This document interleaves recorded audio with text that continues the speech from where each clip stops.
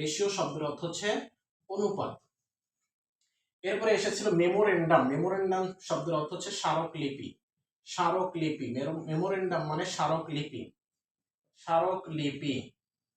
এরপরে এসেছিল বুক পোস্ট। বুক পোস্ট মানে খোলা ডাক, খোলা ডাক। এই তিনটা এসেছিল হচ্ছে পারিভাষিক শব্দ।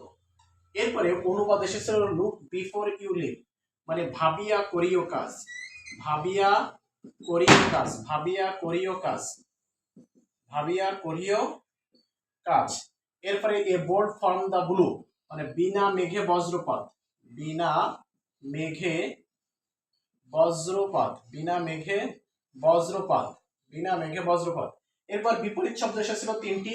অলিক শব্দের বিপরীত শব্দ হচ্ছে সত্য। ভূত শব্দের বিপরীত শব্দ হচ্ছে ভবিষ্যৎ, ভবিষ্যৎ। অনাবিল শব্দের বিপরীত শব্দ হচ্ছে আবিল, আবিল।